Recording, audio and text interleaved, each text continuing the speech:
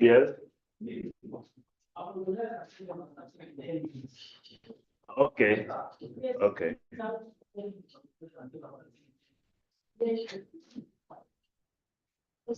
Waiting.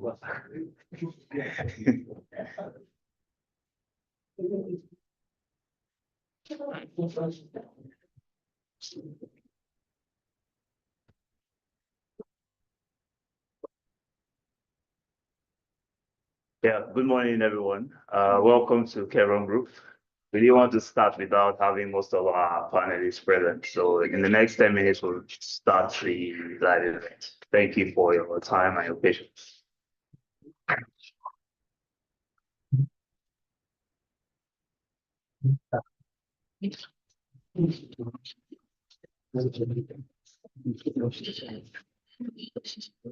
Oh.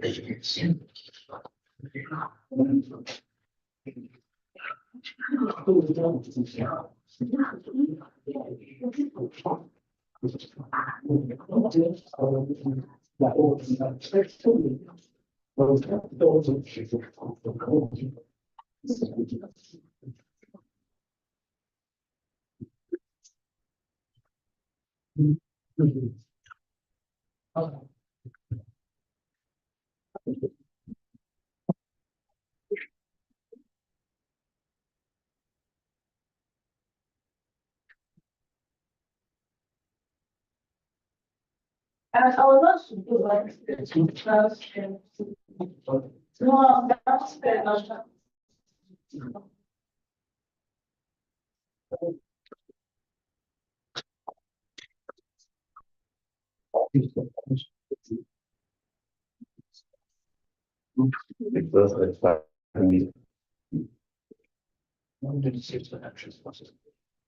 Like from the beginning,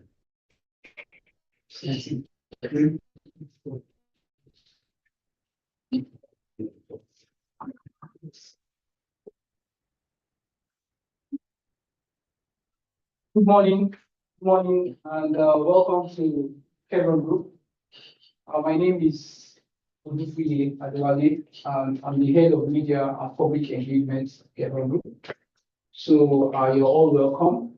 So today, as we all know, we're celebrating World Food Safety Day, and here in our premise, I would like to take you through our safety induction.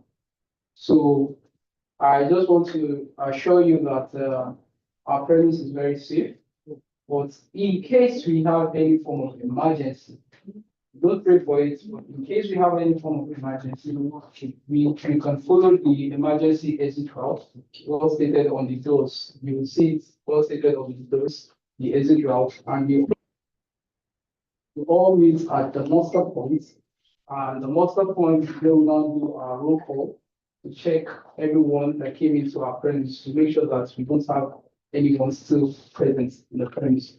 Also, we have our fire marshals ready on standby to arrest any form of fire, and we also have our professional first aiders standby to address any form of first aid emergency.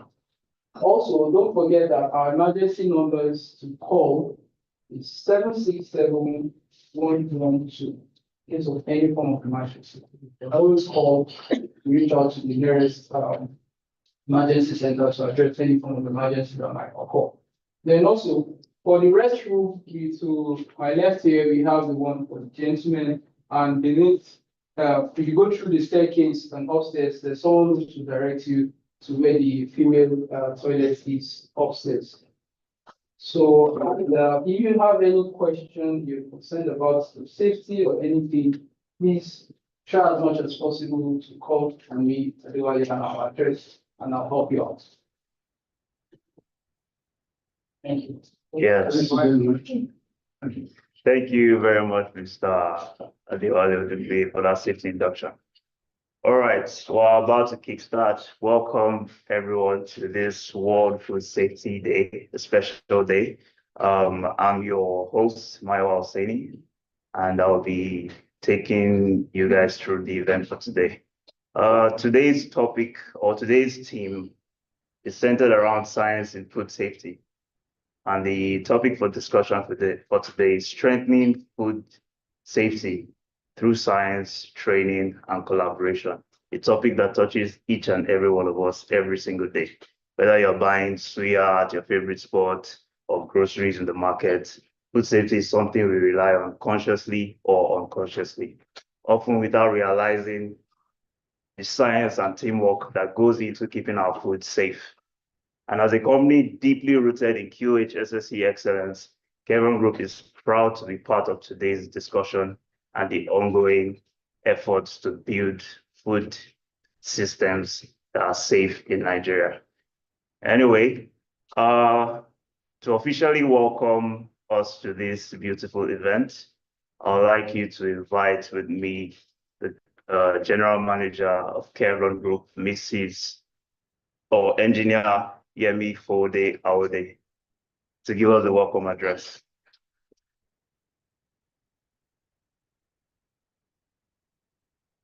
Welcome.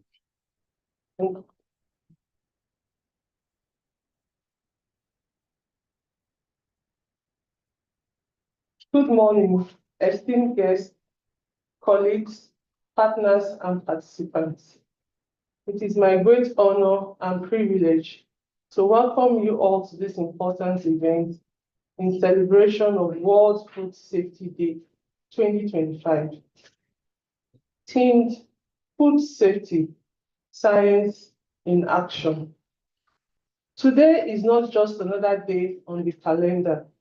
It is a global call to action, a call to reinforce the fact that safe food saves lives. It's a reminder that food safety is not an isolated concern, but a shared responsibility that demands vigilance, knowledge, innovation, and above all, collaboration. At Chevron Group, we are driven by one core mission: enhancing quality, health, safety, security, and environmental performance across industries in Africa. As a leading provider of QHSSE training and consulting services, we work with a broad spectrum of organizations, from oil and gas to manufacturing, pharmaceuticals, and agribusiness, helping them embed international best practices that prevent harm and promote excellence. We pride ourselves not just on compliance, but on building a culture of safety and sustainability. And today's event is a reflection of that commitment. Food safety may not be the first thing that comes to mind when people hear Chevron, but it sits right at the intersection of our core values, because food safety is health, it is quality, and it is people-centered. Unsafe food is linked to the death of an estimated 420,000 people globally every year. That's not just a statistics. It's a tragedy that we have the power to prevent. Inadequate handling, poor hygiene, and a lack of scientific oversight in food processing can undo decades of progress in public health. That's why this year's theme, Science in Action, is so important. At Chevron, we believe in data-driven decision-making, evidence-based training, and the power of science to create lasting change. This workshop is designed not just to inform, but to equip and inspire. Whether you are in policy, catering, food production, retail, or healthcare, we hope you leave here today with practical tools, stronger networks, and renewed motivation to champion food safety in your corner of the world. On behalf of everyone at Chevron Group, I sincerely thank you for being here and for taking food safety seriously. Together, let us commit to safer practices, stronger partnerships, and a healthier future for all. Let's make food safety not just an annual conversation, but a daily priority. Thank you, and I wish you a productive and enlightening workshop. Thank you very much, Engineer Yemi, for the update. Now it's my pleasure to welcome our distinguished guest, Dr. Aino Olugbenga Stephen, Deputy Director at NAFDAC, Head Codex, and immediate past Chairman, Nigerian Institute of Food Science and Technology. Dr. Aino has over 2 decades of experience in food safety regulation, quality assurance, and scientific oversight. He will help us unpack how science, training, and collaboration are helping to build a safer future for all. And fun fact, he's a Chelsea fan. Yeah. So Man U fans, don't hold that to him. He's here to give us food safety tips. All right. You're welcome, sir. Thank you. Okay, our media team. Okay, all right. All right, so a very good morning, everybody. Good morning, everybody. Good morning, sir. Happy World Food Safety Day. Thank you, sir. All right. I'm happy that, Yes, online budget. okay, so, actually, No, you can address our online budget. okay, yeah. So, also, happy World Food Safety Day to everyone online, everyone who has joined from all over the world. I welcome everyone. So this year has been very exceptional in the way people have celebrated. But I can't count the number of events that I've been to. On Wednesday, we had our own in NAFDAC, and so many other organizations are also having theirs, which is now a reawakening. And it's evidence of the fact that people are now catching the ball about food safety. So this morning, I'm going to present the same thing I did in about 2 days ago. I'd like to start by saying that WHO FAO statistics says that about 600 million people have foodborne diseases annually, FDVs. They suffer from FDVs. Out of that 600 million people, 420,000 people die. They die out of it. And the tragedy is that from that population, you have about 40%, almost half of it, are infants and people and children below the age of 5. Why? Because their immune system is not yet formed. They are still developing their intestines and everything. So if they take anything that is contaminated easily, it can send them to beyond. So it's a very tragedy. It's a very serious thing, and we all over the world must be looking at how we can solve these issues. This should not happen. These are needless deaths, unnecessary deaths. So while we are together this morning, while we're going to be talking, is how do we bring these statistics down from 600 million to almost negligible or even zero if it's possible.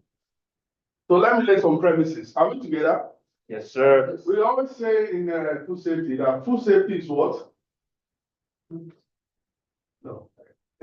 Food safety is what? Food safety is everyone's business.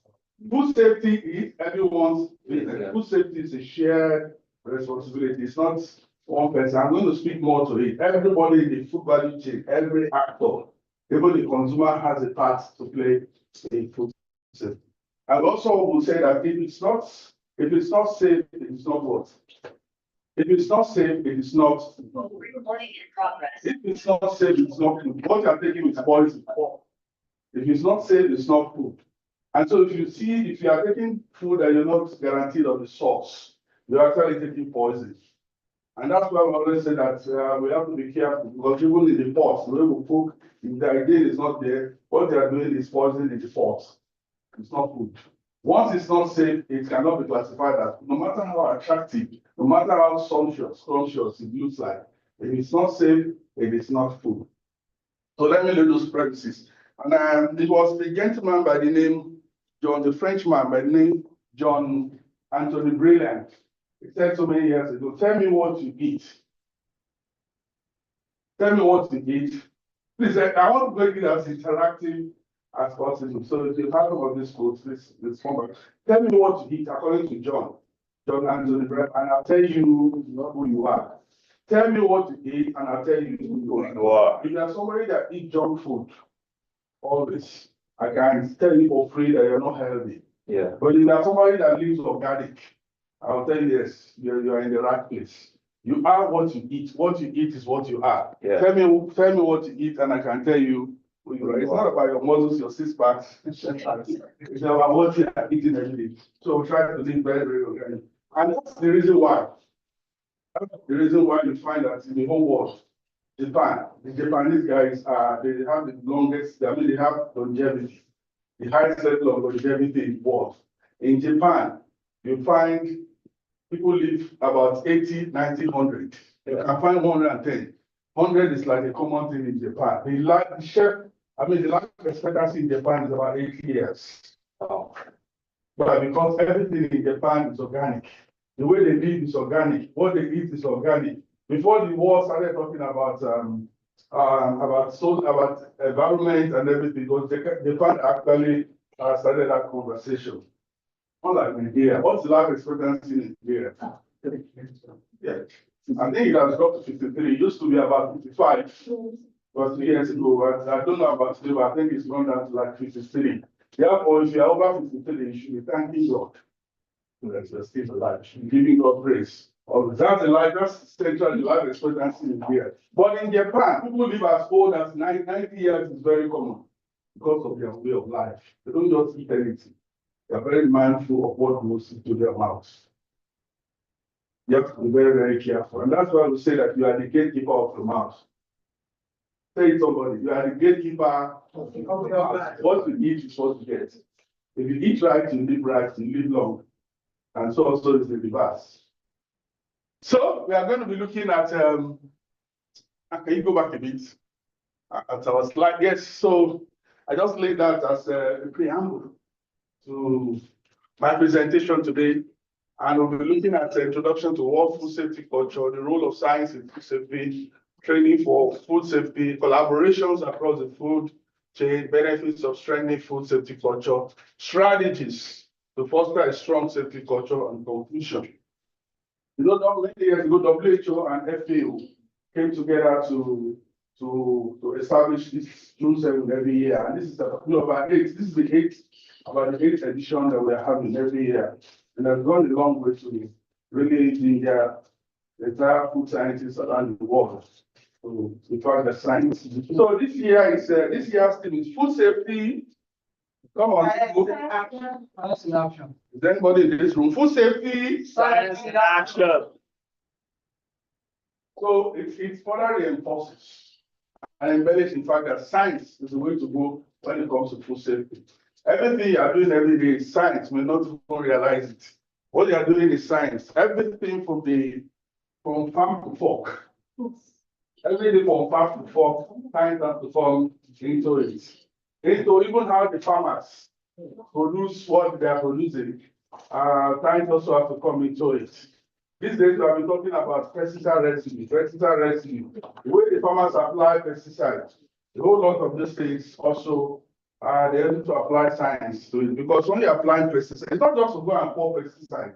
There's what is called MRL levels, maximum residue level, that you must apply. Above that, before makes the food very injurious. And that's why you have rejects from Nigeria and especially when people export their food to Europe, EU, they reject it. Why? Because our beans, they preserve it with they use pesticides, and that level is too high for EU or Britain. So they reject our food. A whole lot of our produce, they reject it. And when that happens, is that okay? Now they even made it that before they will send it back to us.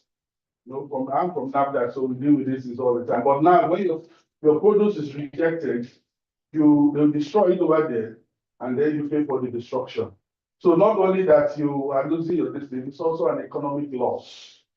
Not just to the farmer, but to the entire country. Imagine the kind of foreign FDI, foreign exchange, forex that will have come in if you export your destiny. So in every shade of it, it's a no-no. We must apply simple, basic understanding of science. You can arrest a whole lot of this. Are we together? Yes. Am I making sense here? Somebody? Yes, sir. Yeah. That everyone, what I'm saying is everyone has to be involved. It's not even the woman in the kitchen. Recently, we have been talking about, we are just realizing that now the kind of pots we are even using. People are discovering this, we begin to realize that, we have what is called heavy metal leaching. Even in the aluminum pots we're using now, even the best pots. In advanced countries in the world, and some of them are moving towards what is called titanium pots. Titanium pots they have become the safest in the world because they don't leach. Even the aluminum pot, the one we are using every day, they are over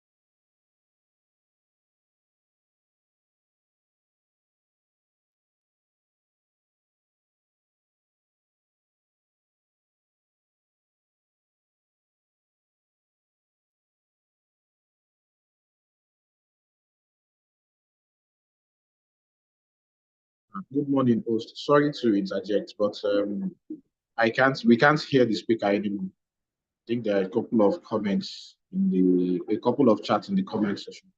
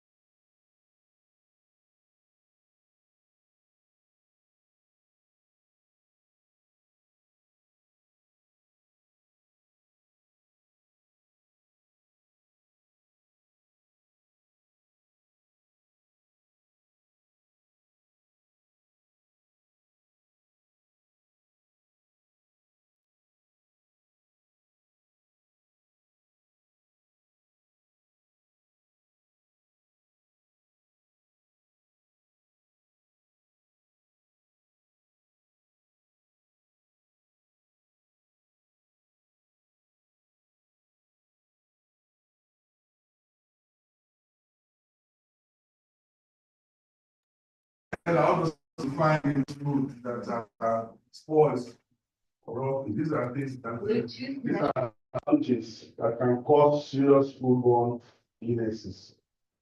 Food safety is vital for consumer safety. Yes, go on, next slide. Next slide.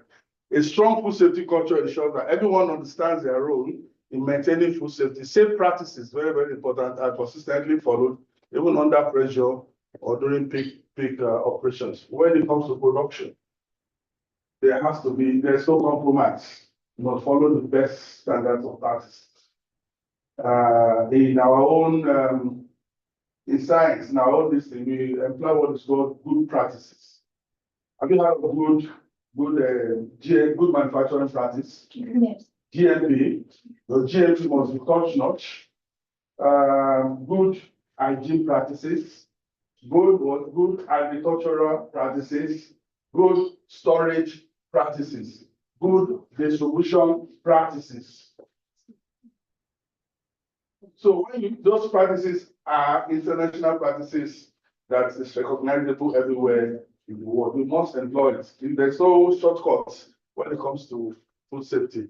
And safe practices, so leadership sets a visible example for reinforcing food safety through actions and priorities. Employees feel empowered to speak up about potential risks without fear of prison. Very important. You must create an atmosphere in your industry, in a company where everyone can speak up. No pressure. Everyone must, so that it may even be the cleaner that discovered something that can, that can cause a problem, and that person should be free to speak up without fear or intimidation. Next slide. I wish you had a clicker here. The cultural mindset is especially important because even the most comprehensive food safety systems can fail without the right attitudes and behavior. So I'm saying that though everything really depends on the humans, it is human beings that drive the process, not the process driving human beings. I'm not making sense to somebody. Yeah.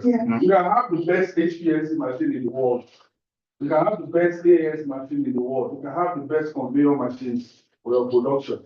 If the guys that are operating it, if they are not food safety conscious, everything they are doing is so much. You won't get what they are producing is poison, it's not food. So human beings drive the process. So that person there that's at production, the person that is packing, person packing the food, person taking it into the trucks. Everyone has a part to play. And at this point also, even the consumers, everyone has a part to play. If you are going to a daily and you go to any market and you see water, drinks, overly displayed under the sun. You don't just walk away. And you need, at times, you just enlighten those market women that this is not right. That's not how it should be stored. For example, if you leave something like Fanta in the open sun, it has vitamin C in it. It can react with the sun, and that becomes a foodborne process. So everyone has a part to play. You go to a restaurant, like I did recently, and I had a visitor, and I had to yell at the guy who was serving one of these eateries. I didn't mention it. But what he did was against food. It was Sunday afternoon, I think I wanted to buy rice or something. And the guy in front of me wanted jollof rice. So he scooped fried rice, and the guy rejected. He took his fried rice that he already scooped in the plate and put it back in the lot. I had to yell at him, this is not right. You don't know what is inside that container. And you now put it back into that, you still have maybe like 100 people who take on that pot. If that is then you are taught foodborne illness to a lot of people. So those simple things, it doesn't have to cost much. Those simple things are very, very, you don't overlook anything when it comes to food safety. Everything is important. You have to report it. Yes, next slide, please.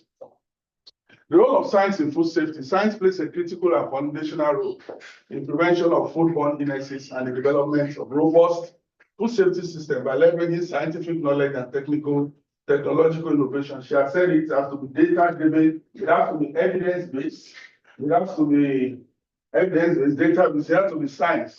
Science is very, very important in food, in the production and everything in the entire value chain. Control and eliminate risks. Through the food production and supply chain. So science plays a very important role. And what science does in food safety is that science helps to prevent the outbreak of the disease. It helps to, so before the disease will occur, science will help you to prevent it. In food production, the science, there's something called HACCP. What is HACCP? Hazard analysis and critical control points, HACCP, very, very key. As a NAFDAC inspector, if I come to inspect your factory, the first thing I will ask you, I will check your documents. If you don't have an active plan for production, no matter how little, even if ability to change, we have come down to the level of SMEs now, that even SMEs must have an active plan. An active plan is a plan, it's called hazard analysis, critical control point. So you look at the entire operations. If you are producing yogurts, there are critical control points. Pasteurization in yogurt is a critical control. If you fail that area, yogurt becomes poisonous. If you don't store it very well at a certain temperature, the yogurt can become, it get fermented and become something. Those are critical control points which you must follow. So if you have if I come to your establishment and you have an active plan, I can begin to say, yes, what you are producing is food. But if you are following those active plans, it helps you to eliminate any incidents of food. And even in we are moving away from active plans, we are going into what is called THCP, threat analysis, threat assessment critical control point. We also have GACCP, vulnerability assessment critical control point. So it's very, very important. So that is how science is helping. So I mentioned HACCP. You must have what? You must have your ISO, your standard organization. You must have what? You must have your ISO 9001. If I come to your factory, I will ask you for your ISO 9001 2015 again. ISO 9001 is a generic ISO. It cuts across not just food, everywhere, even aviation. It's about what is about quality assurance. What are it's ISO 9001 states you state all the methods you have put in place to ensure quality, to ensure consistency and everything. So if you don't have the ISO 9001, you have not even started at all. You have not started at all. Then apart from ISO 9001, when it comes to food safety, There is a particular ISO that we also will request for. It's called ISO 22000. That's the FSMS, Food Safety Management System ISO. If you have 9001, 2015, if you have 22,000 ISO, then one can begin to say, yes, what you're doing is correct. So very, very important. Very, very important. And this is why we are having MSMEs.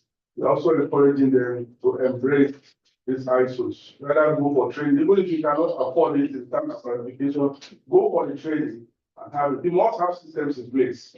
We can't produce food without systems. And systems, those are the things that help things not to. That's why you can see that Coca-Cola in Nigeria is the same as Coca-Cola in Ghana, in everywhere, in India, everywhere in the world. Because of quality assurance, it's the same systems. The systems here is systems demanded, so there must not be variation. Once there's variation, it means it's a problem. Very, very important. So, that's one way science is also helping. Understand, control, and eliminate risks through output production. If I go into deeper details, I don't know whether we have put scientists there. How many of us have science background? Okay, so that's why it looks bad like that. So but this is science, so I don't have option. It is the team for the year says food safety, science and action. So I'm here to talk about science. You must have your documentation in place. Very, very important. The documentation must be in place. In QMS, you always say that what? Anything not documented was never done. Anything not documented Was never done. So you can't produce food without having a documentation. You must have batch number, must have production date, must have expiry date.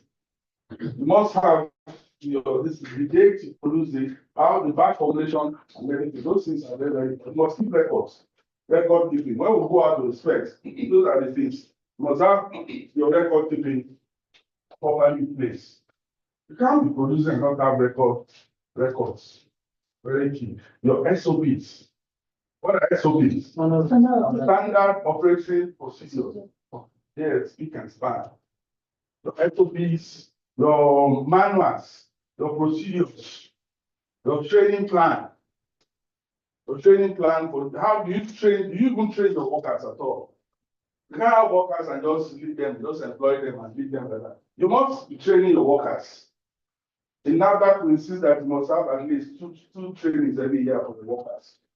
When you bring in experts, bring people like us who train them, you look at your system and advise you on what you should do. You must at least have a minimum of training 2 times in a year. And of course, the big multinationals, it's not that one, they don't debate it.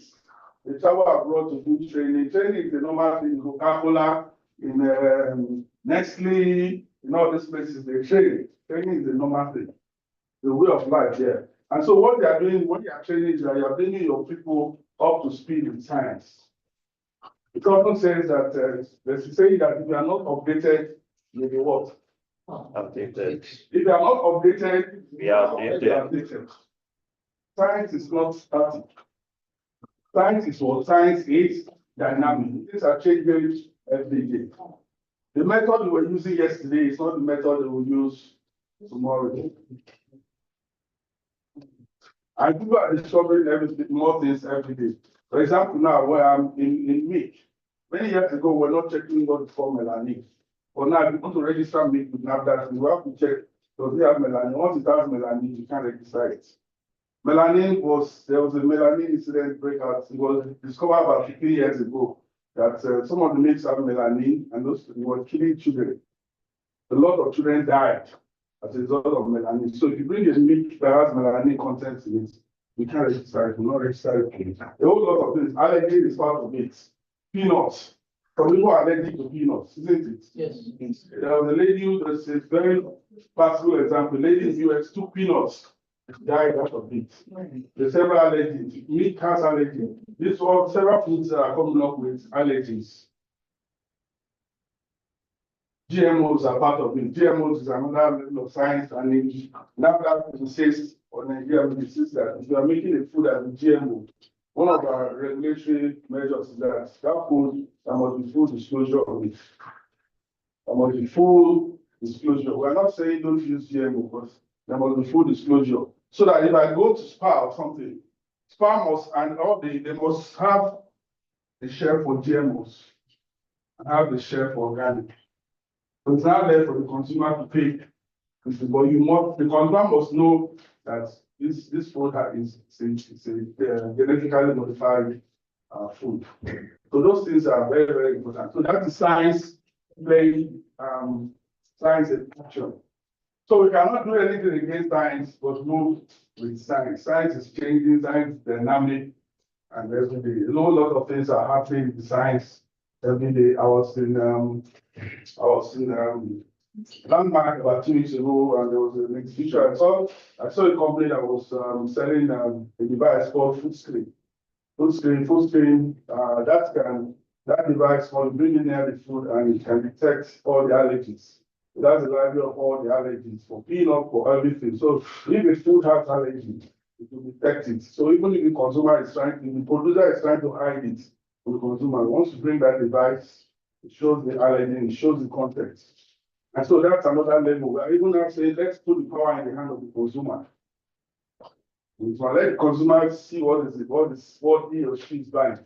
And so if he sees poison or what is allergenic to you and he buys it, then today I'm doing it. So science is really, really good. So what we are saying is everyone in the food value chain has a role. Everybody in this room has a role to play. What is the least role that you can play in this room? That has to do with science. Everybody. Okay, you're not a Cadbury, you're not one anything. What part do you have to play?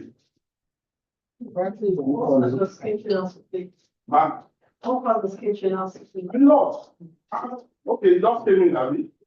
For the means my earlier part. Everyone in this room. Food safety is everyone's business. Okay, let me tell you what catering has to play. Catering, I've said it before, the first ingredients in food regime, it's not tomato, it's not the salt, it's not the pepper.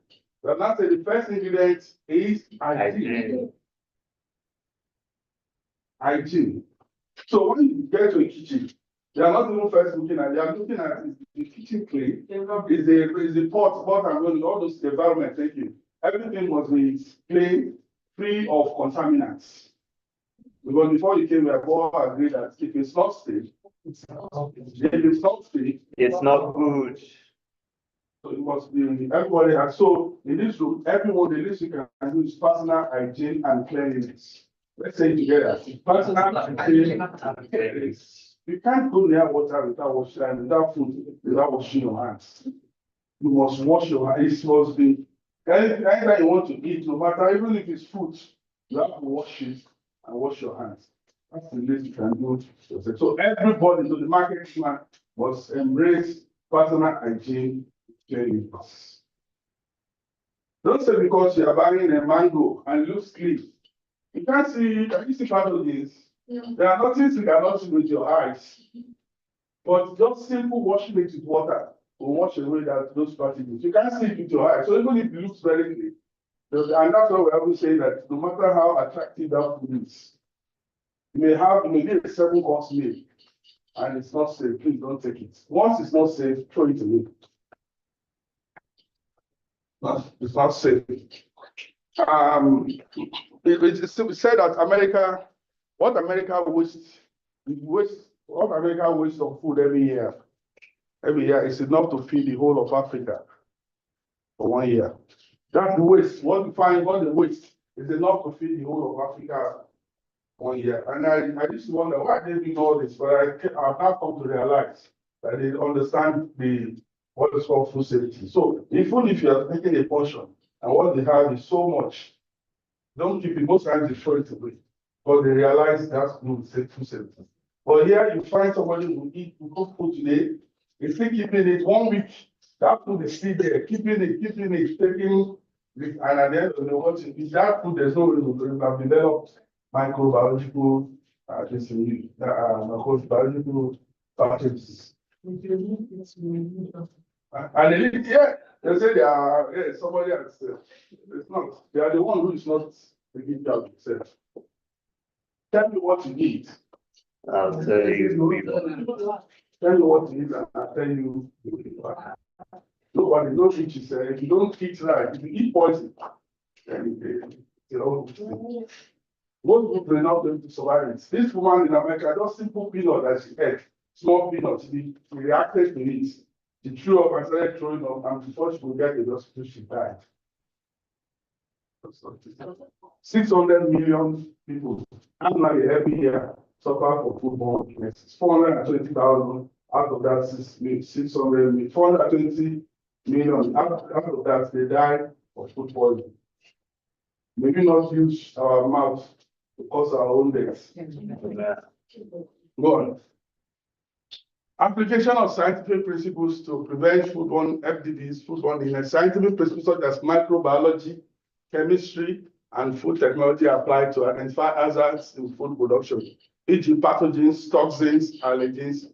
They develop effective controls such as thermal processing, refrigeration, and sanitation techniques. Ensure regulatory compliance with standards. I've said this over again. ASIP, ISO 20002, ISO 9000, ISO 9001, 2015. Science also informs best practices in areas such as personal hygiene. So when you apply science, it prevents outbreak of food diseases. It prevents it, do not allow it to happen. That's especially this particular one in the industry. It's called hazard analysis critical control point. It prevents the outbreak of this disease. So if you are telling me if you are making food and you don't have an action plan in this food, what you're making is false, it's not food. You are killing our people outside. Next slide. Use of risk assessment. We talk about risk a lot. If I put it on, I'm sure online you are put it. We talk about risk. Risk is hazard. Risk assessment. So we must assess the risk in the food. I've given an example of yogurt. Yogurt. If you are taking a yogurt from a place like Ibadan to Lagos, you can't just put it in ordinary bag. It has to be what? Yeah, it has to be refrigerated at a particular temperature. In our side, we call it cold chain. It has to be in a cold chain environment. If that's the temperature, don't just put it in your boots. You are coming from Ibadan, you bring yogurt and just put it in your boots. I'm ready to Agege market and start selling. What they're selling to people is dangerous. It has to be kept under cold chain temperature. So we look at different hazard identification. There are different types. We have physical contamination, metal chips can happen, rat droppings. You go to some of these eateries, I've seen that before, rats, these things, and stones. Yeah, that's why if you are working in all these eateries, you must wear your protective. You can't open your ear as it is and serving people food. Or you are making food in the kitchen with your hair like this, you must wear your this thing. Very, very important. If your hair drops in it, that's food contamination already. So you say even in our houses, should we wear this protective? Yes, why not? But most people don't do that. Well, you must wear it. You do. You should wear it. Don't say because you're in your house. You have to wear it. I won't say because I'm in my house and my wife's having food. I'll just go to eat and eat directly. For our wives, our mother, that privilege. Okay, let me answer you. As somebody once says, if you think education is expensive, yeah, try ignorance. So let's apply it to food. If you think food safety is not necessary, then try foodborne illness. Try the reverse. I'm sure none of us, especially at this time in the country, wants to be in the hospital. Go to general, the way they will treat that person, the way they will treat you, if you survive it most times, most people that go there, because they don't even attend to them on time. They will have survived it. The hospital is not the place you want to be at this point. And if you have the money, you spend heavily. Go to Lagoon, go to Reddit, people are spending millions. Meanwhile, it just be simple prevention that you have done or you have avoided. So if you think education is expensive, try ignorance. Am I speaking to somebody? Yes, sir. Chemical contamination, agrochemicals, arsenic, lead. This goes to farmers, even in production. You know, a whole lot of food fraud are happening. People use sniper to preserve base. One of these farmers, sniper is highly toxic. The bookies, those are. Yes, they are bookies. They use snipers a lot. And when we go out, all of them, we educate them and even arrest and destroy some of those things. Because when you use them, though the beans remains, but that person that consumes it has consumed sniper. That is like consuming sniper without doing anything. Those pesticides are snipers. Snipers are not meant for human consumption. They are meant to kill rodents and all that. So chemicals, they find their way into our food, and that's also part of rejects every year. One complaint we get from EU, from Britain, is that you guys are using too much of chemicals in your food. They wonder how we survive. So when I say that our life expectancy is 53, you can see some of the reasons. If you are above 53 here, you should be thanking God in Nigeria. Yeah, because that's the NBC life expectancy, 53 or so, 55. And in Japan, it's a 90, 80. People live 100 years is common in Japan because of the way they live their life. Biological contamination, bacteria, you can't see this with your eye, but it's there. Then there's a fourth one also called allergens, also, which is also part of the next slide. Hazard characterization, the goal is to determine the likelihood and extent of human exposure to that. So at our level in science, we will also do hazard characterization. At the end of the day, we look at what is minor, what is major, and what is critical. Minor, major, we characterize it and find ways to solve it. Next slide. Risk assessment as a dynamic process is not a one-time activity. It must be continuously updated. I've said it. You must define that you are using aluminum pot today. It does not mean it's safe. We have discovered that aluminum pots, they can leach over time, leach into your food. So people, the world is moving away from aluminum pots now, and they are moving to titanium pots. So the science of what was safe yesterday may not be safe today. So it's a continuous, science is continuous, and food safety is a continuous thing. You must continually improve food safety. Very, very important. Training for food safety. Yes, I've said it before. Training is one of the cornerstones of a strong food safety culture. It ensures that all personnel, from frontline workers to senior management, are equipped with the knowledge, skills, and behaviors. Capacity building. Training. I can't overemphasize that. You can't be in an establishment without being trained. Training has to be the way of life where people get their knowledge educated. Yes. How many times do you train in Kevin? Do you do training at all? Yes. For yourself? Yes. How many times? Well, 2 years, 1 year? no, it's every year, like part of our program, every department head is supposed to like Organize the training. training for their team. Mhm. We do like gap analysis, okay, to identify Where the gaps the are. gaps are. How and to then, reach. yes, how to reach it, and then recommend training, and we normally budget for that yearly. Staff. Fantastic. Some people take their staff on the retreat. Some organizations go on the retreat, they take them to and go to Sheraton. Take all the staff for like 2-3 days to Sheraton, and they are trained. Some go to Dubai, that will be money. Take your guys to Dubai, take them to London and train them. So training is important, it's not optional. You must continually train continuously and continually. You training your staff to bring them up to standard. So next slide. An effective training program is not just a checkbox for compliance. It is a strategic investment in food safety, product quality, and brand integrity. Yes, let me just mention that it also rubs off on your brand integrity.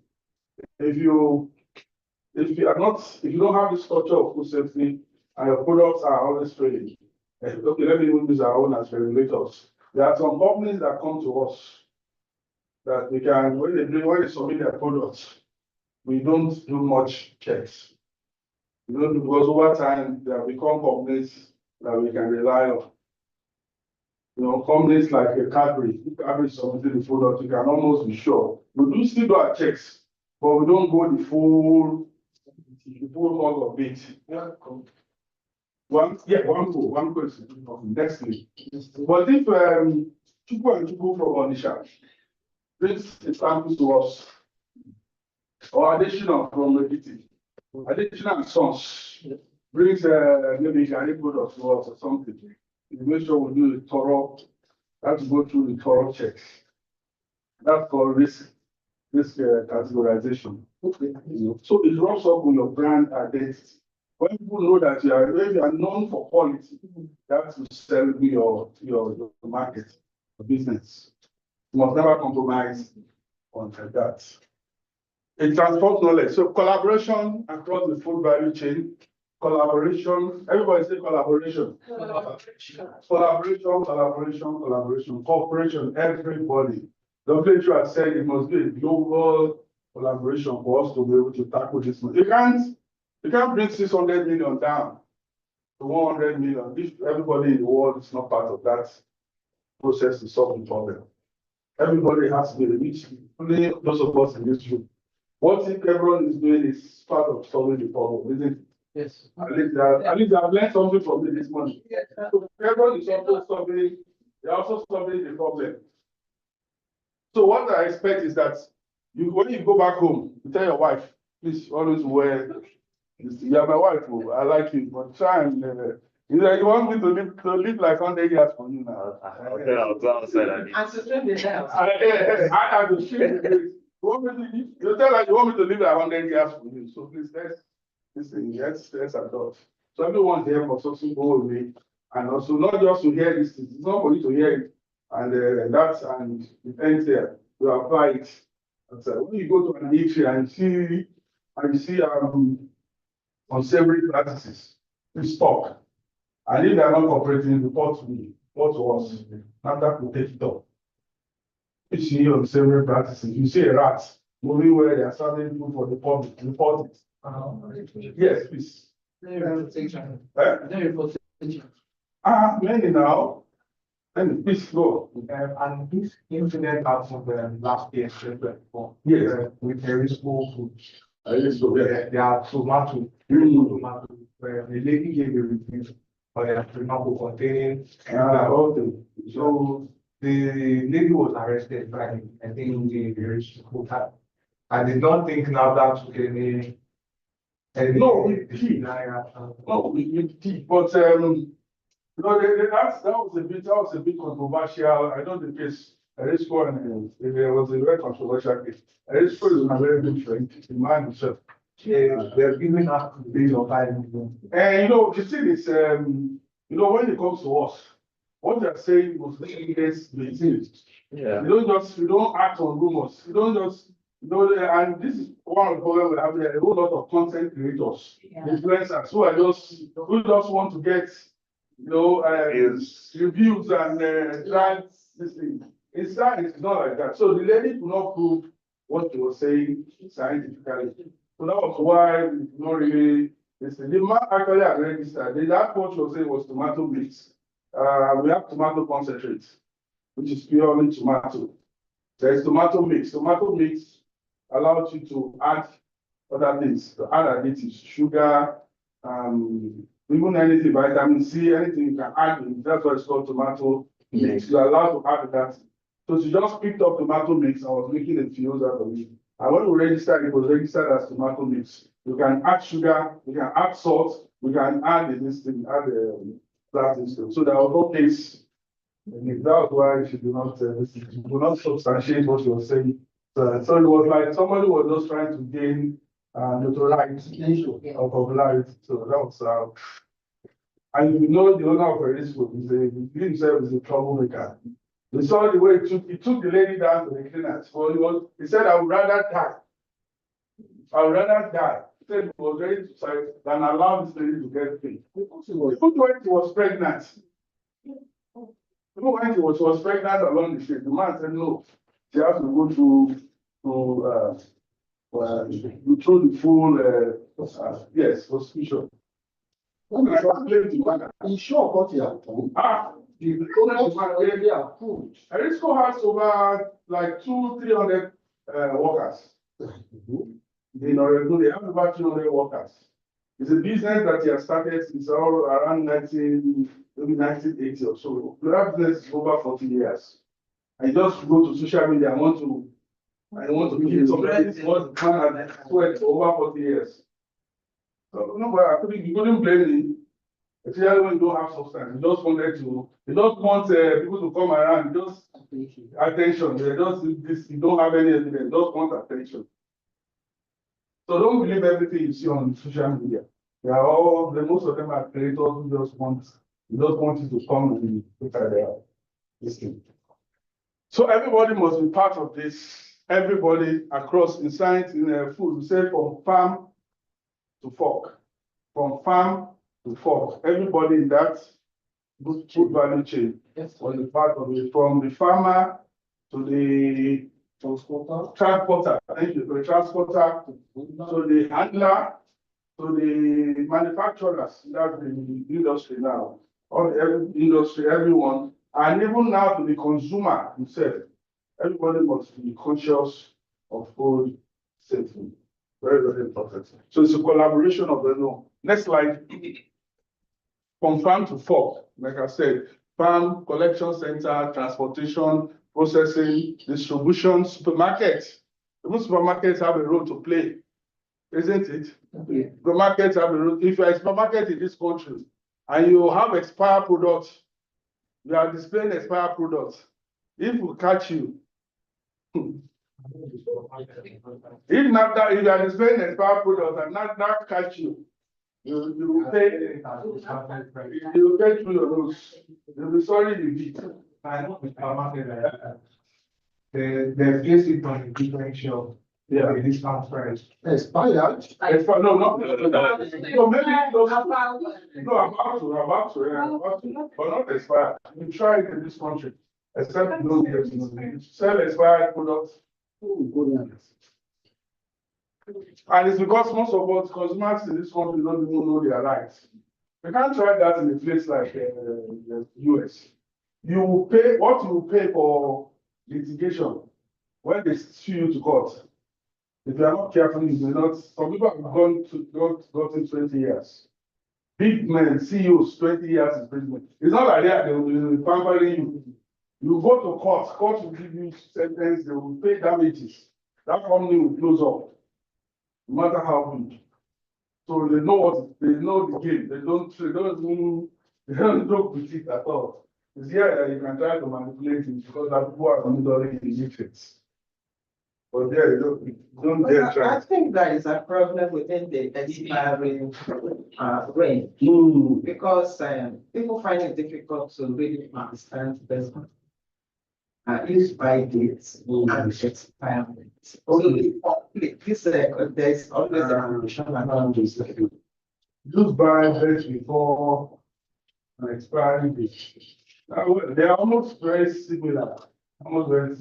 But the foreign thing is that you don't use anything after those dates. After those dates, it's no longer 70. The manufacturer will not be liable. That's what they say. I will not be liable for anything that happens to you. You will take it. I say this thing expires June, and you go and take it in December. And it's not my whatever happens, you die, it's your own. So don't take anything else. So everybody, from farm to fork, even the shopper has his own responsibility. Collection center, very, very important. Transportation, like I was saying, we still see a whole lot of the people just pack food exposed like that. It's not supposed to be. Moving food from the Idumota, taking food from the Idumota to Kenya. You just open, no cover, nothing. Just expose it to the elements. It's not right. Processing plants, distribution center, supermarket, shopper, that's the consumer. Everyone has a role to play from farm to fork. Next slide. The collaboration begins with stakeholders such as farmers, suppliers, and processors. Farmers must have good agricultural practices. I've said all this before. Next slide. Regulators and government agencies also play a vital role. Yes, of course. NAFDAC is doing its part, SUN is doing their own part, FCCPC is doing their own part. So if all of us come together and we are doing our part, I'm sure we'll be able to make an impact. Public health incidents. More importantly, they support the food industry by offering training, resources, and scientific guidance. Like I said, collaboration also, both in country and also this. Like we are like NAFDAC and regulators, we also rely on what WHO, Food and Agriculture Organization, Codex. So the work comes together as one. It's not, nobody is working in silo. You know, so the standard that is applicable in EU, also try to apply it here in this case also, so that you can have this thing. Consumers are not exempt from this chain. I've said it before, but be informed and educated about safe food handling practices are told, such as washing hands, cooking food thoroughly, and avoiding cross-contamination. I'll show you a slide on this. When consumers understand their role in food safety, the chain becomes complete and more secure. Very, very important. If you have the best, this thing, and the last person, the consumer himself, is the one that bungles the entire thing by allowing contaminants to enter the food. Everything they have done is balderdash. Next slide. A central theme in this collaborative effort is shared responsibility. I've said that, and also communication. Communication is very key. We must always communicate. This is what Kevin is doing this morning, by allowing me to communicate some things to you, and also communicate some things back to you. So we must communicate, let people know, bring sensitization, awareness, and advocacy. Next slide. Benefits of strengthening food safety culture. Building a strong food safety culture within an organization brings wide-ranging and long-lasting benefits, not only for public health, but also for the success and sustainability of the business itself. So I've said this also before, it's not even just about public health, it's about the sustainability of your own business as a person. If you don't, your brand does not have integrity. Your brand is not known for excellence. It's not a matter of time before you're out of the market, because there's one thing in the market, there's competition. So if you are not doing what is standard, competition will run you out. People will see your products and move to the next one. One of the most significant advantages is the reduction in foodborne illnesses. So, but it's still a challenge. How do we bring 600 million FDPs every year down to something very, at least negligible? When food safety becomes a shared value across all levels of the company, employees are more vigilant, follow procedures more carefully, and are quicker to identify and correct potential. Next slide. Next slide. Next slide. Another major benefit is the increase in consumer. I've said this. Next slide also. I've also said this. Fostering a strong food safety culture requires the deliberate and consistent strategies that align both people and processes towards a shared goal of safety excellence. So it's very important. Everybody must be part of it. And if you look at most advanced countries in Israel, most of the manufacturers are going for robots. The robots are taking over the industry because robots, they don't make mistakes. There will not be manual robots. That somebody will go to the toilet and not wash his hands, just go straight to the production point. That will not happen with robots. Robot doesn't need to go to the toilet. If you ask a robot to produce 1 million cans every day, he will produce it and deliver it the same way he did for the first one, the way we do this is consistency. So most people are investing in robotics to reduce human error. The advantage is that we send most people out of jobs, but at least the manufacturer is sure what is producing. So that's also science in place.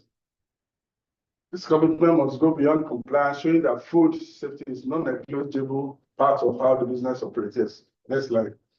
Equally important is the integration of food safety into the company's core values and missions, rather than treating safety as a separate obligation of the department. It should be woven into every business function and decision. This includes hiring, training, daily operations, performance evaluations. Every part of the entire operations of the company must focus on food food safety. When food safety is embedded in company culture, employees at all levels understand that their role directly impacts the well-being of customers and integrity of the brand. Next slide. Oh, this particular one. Aha, yes, let's come to this. I will say, I'm able to have seen this before from the picture. It's a very common leaflet that will circulate everywhere we go on WHO. It's called 5 Keys to Safer Foods. 5 Keys to Safer Foods. I think about 5 years ago, WHO released this. So there's no way we're going at NAFDAC, no bullets. When we're going for advocacy of market treatment, we have this leaflet that we share. This is our evangelism tract. This is our evangelism tract now that we share this everywhere. I'm surprised that nobody has seen it, but it was released by WHO many years ago. 5 keys, called somebody said 5 keys.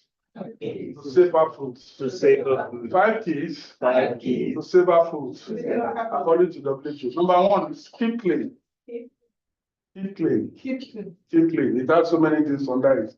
Like wash your hands. Wash your handling food. Wash your hands before handling. Oh, great. You can wash your hands after going. Wash your hands before handling food.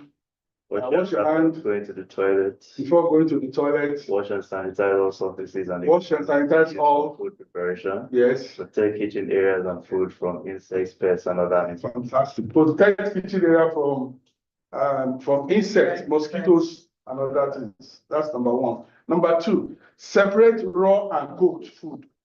Separate raw and cooked food. Can you read? Yeah, separate raw meat, poultry, and seafood from other foods. Use separate equipment and utensils such as knives and cutting boards for handling foods. Yes. Store food in containers to avoid contact between raw and prepared foods. I'm sure the women in this place understand this. Yeah. You can't take raw food and cooked food together. If they are causing what we call cross contamination. I have a clearer version. Okay. So even if I'm not living in this place, leave this place with this. If I don't, I will have brought the leaflet so that I can go with it. I have the leaflet here. This one? Yes. Or you can just print it and give it to us. It's WHO, so it's acceptable anywhere in the world. Okay, let's move on. Maybe she does go up a bit. The third one says cook. Sorry.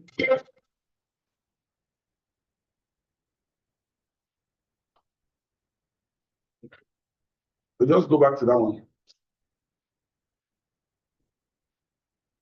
The third one says cook thoroughly. Cook thoroughly. Your meat must cook. To what temperatures do we cook meat? WHO recommends that every food must be cooked to a minimum of 60 degrees. Minimum of 60 degrees. So you must cook your food thoroughly. Okay, let's just manage this. Cook thoroughly. Can you see? Yeah, cook food thoroughly, especially meat, poultry, eggs, and seafood. Fantastic. Yeah. Yes. Bring foods like soups and stews to or make sure that they have reached 70 degrees Celsius. 70 degrees, yes. Make sure that juices are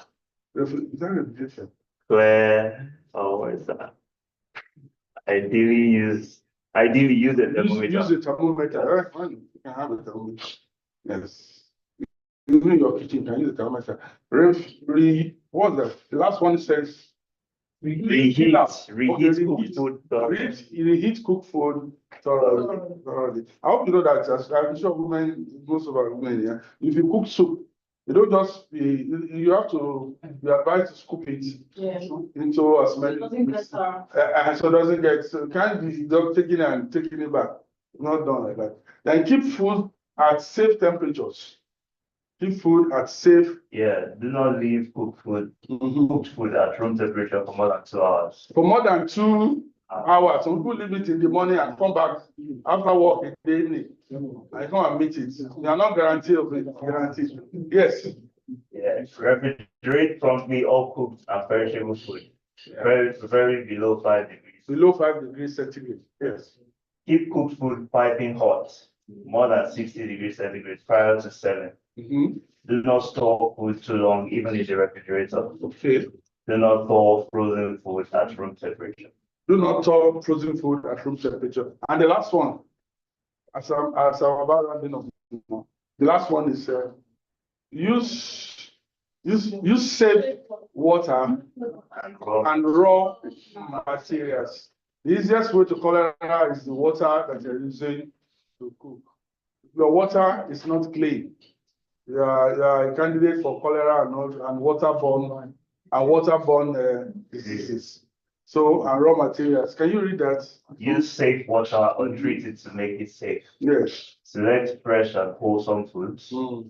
Use foods processed for safety, such as pasteurized milk. Mm.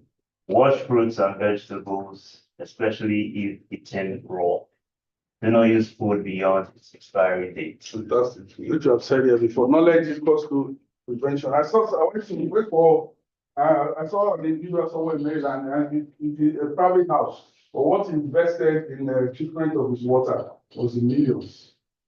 Just it's not selling, just listening. So because he understands that the water is very, very important. His personal house, he dug a borehole, and what is used for water treatment, the columns, they are very expensive. He spent almost 4 million on those, purification of the water. So what he's using at home is pure.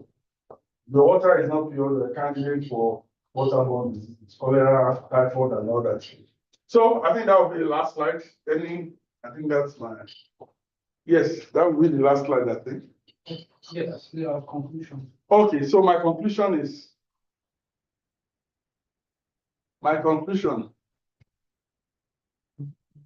Okay, so I hope I've been able to convince you and not confuse you today that science is very, very key. That prevention is better than cure. An ounce of prevention is better than a pound of cure. So everyone has a part, everyone in this room. Don't leave this room and remain safe in terms of safety. We have to carry this message everywhere. And I rest it on I learned on this very important quote. It was Hippocrates, a Greek scientist, Hippocrates, that said many years ago, let thy food be thy medicine, and let thy medicine be thy food. I'll say it again. Let thy food be thy medicine, and let thy medicine be thy food. Yeah. So that Your food will not be your medicine. Yeah, so that food will not your medicine will not be your food. Your medicine will not be. Let your food be your medicine, and let your medicine be your food. And what that means is that if you eat right, you eat correctly, nutritious food, you have no need for medicine. You don't need to visit the hospital if you are eating correctly. And the Japanese people have proved that. I've said this is the fifth time I'm saying it, that in Japan, people live 100 years very, very easily because they eat right, eat correctly, eat organic. Everything there is organic. Thank you very much, everyone. Thank you so much, sir. Thank you very much, sir. That was very insightful. And to our online community, please drop your questions in the comment section. I'll get a couple of them across to our panelists. At this juncture, we would invite our panelists to join me here while we have good discussion on food safety. So please, Mr. Ojo Emmanuel. Thank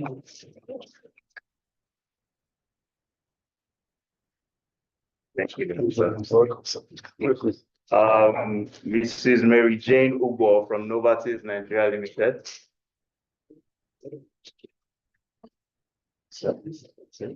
Novartis, sorry, I said that. I said food is food should be your medicine. I'd rather try to the market medicine. And our very own Mr. Adewale Odufuyi.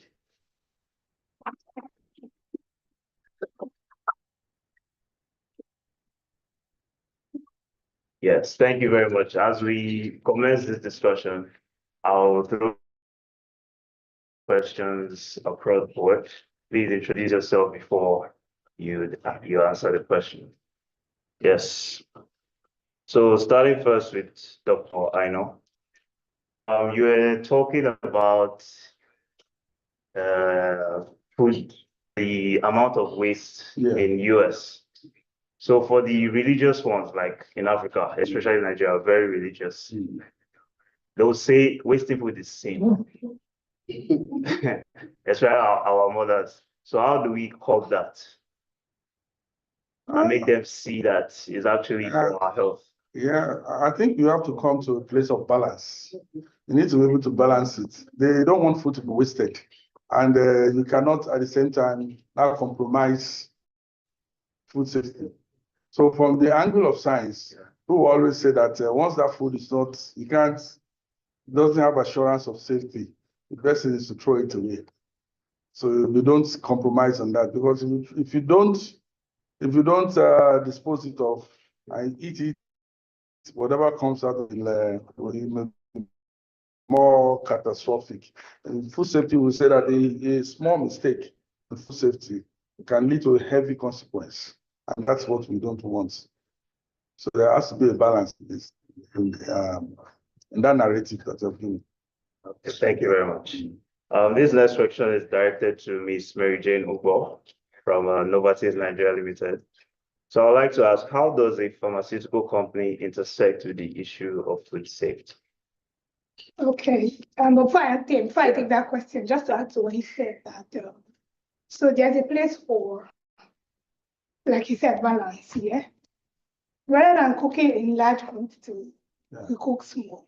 So it might require you cooking every time, so that you know how to stop for a long time. But cooking small, if you have just 2 persons you want to cook for those 2 people, and that's it. So you don't have to store for a long period of time. And then to answer the question that you just asked, when he was ending the session, he said, food is, let your food be your medicine, so your medicine is not. And that's where the intersection occurs. Because if you eat right, you would have, you're preventing yourself from coming down with diseases, which is where drug comes in. Because drug is any substance that can treat, aid diagnosis, even prevention of disease. So that means food is medicine. And if you eat healthy, you come down with less disease, you're fit, and you're able to go about your normal activities. So that's where the intersection comes. Thank you. But the common man will say, where will he get gas to be cooking every time? Yeah, I know. I mean, if we need to look at it realistically, truth is, as much as we're in Lagos, the urban areas, we still have the rural areas where people still even use firewood, stoves. So I know that it's not easy, but all fingers are not equal. So permit me to use our regular language. Anywhere where your hand reach, you use that one. So, anything that works for you. If you need to use firewood, use it. If you need to use stove, if you need to use gas, use it. Thank you very much. This next question is directed to Mr. Ojo. So how does the ministry address grassroots food safety across Lagos? Thank you very much for that question. If you afford me the opportunity to tell you what my ministry does. Yeah. As the custodian of the public health in the state, I would like to start from the very first person we asked, Dr. Aino. From that well-researched lecture we received, the 600 million cases of food-related illnesses are due to neglects, either from the producers or the failure of the regulators. So the waste that you asked him the other time, we don't see it as waste. Last year, several hundreds of cartons of fish were destroyed by my ministry when it was discovered that they are stale and bad. Instead of allowing the cold room owner push it to the market. We have photographic evidences, video evidences of that, and the owner of that facility was made to pay a huge fine into millions of naira into the pocket of the state. The waste that you refer to in the United States is not a waste. It's to prevent higher losses. Okay. The food you said can feed America, the whole Africa. If you quantify the cost, probably you talk about maybe $1 million or $1 million, $2 million, or even let me say $1 billion. Maybe that's the price of that food being destroyed.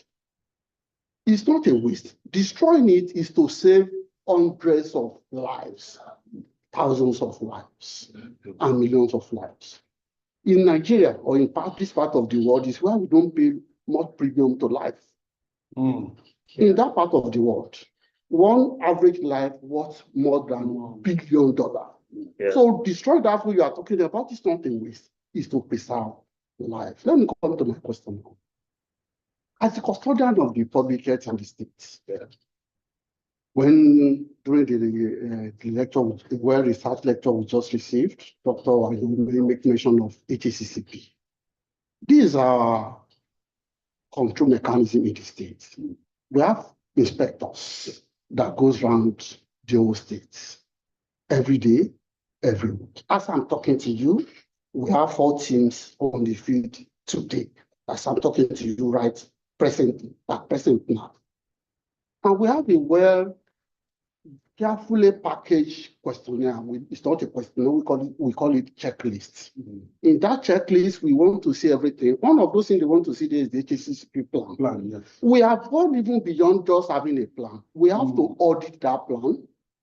We review the plan and we audit. If there's a need for gaps analysis, we advise you. If you comply, few establishments in Lagos State have complied, and we have issued them certificate that is valid for 2 years. Several establishments for several infractions have been sanctioned by my ministry. When we go out, our inspection is not a sightseeing, it's not a courtesy call. We are there to scrutinize your process. We see what you do, how you do it. Yeah. From your safety practice, from your hygiene practices, your documentation, those are the things our inspectors are there to scrutinize. Yeah. So any infraction, any shortcomings, we bring you to book. We appreciate what NAFDAC is doing, but we still want them to do more. So NAFDAC concentration is on packaged and processed, and not all products will have NAFDAC registration. There are some ready to eat. One NAFDAC will call it definitely that. We are doing a lot, but the population of the state that we are talking surpasses 27 million. And then food market, everybody seeing it as lucrative business. They can hurry. If you couldn't see anything to do, they believe since the market is already there, they want to drive into the food business. So what we do as regulators is to be sure, if you are coming to the food business, you must obey the rules. There are rules to obey. We have several laws in the state, from the National Food Safety Practice, the last one, 2024, even early this month, there's a new protocol for food safety, food medical analysis of food handlers. The new protocol made it simple.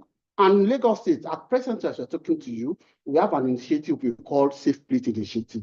That one will be launched by the governor few days before now. Safe Plate Initiative. Safe Plate Initiative. That's what we are propelling presently. It's going to be launched by Mr. Governor in a few days from now.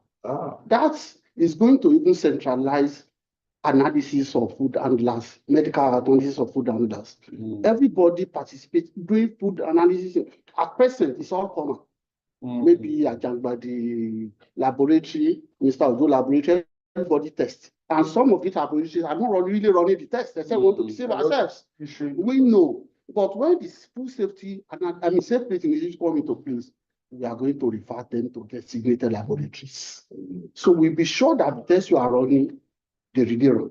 It's really wrong. It's not that it's going to cost more what they are doing, but we have to have control over it. And very many other programs.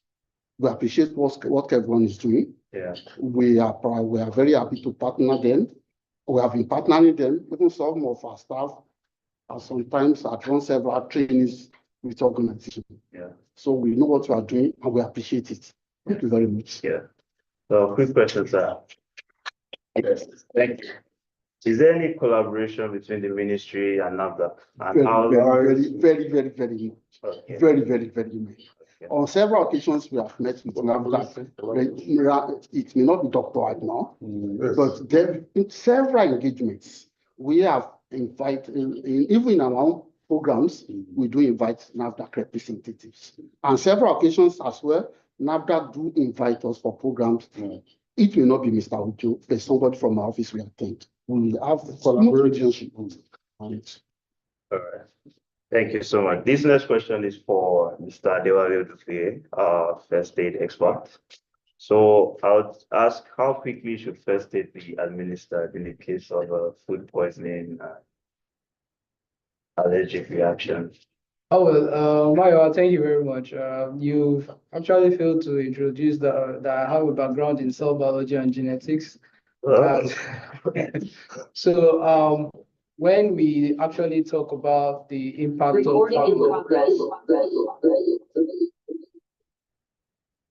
so when we actually talk okay.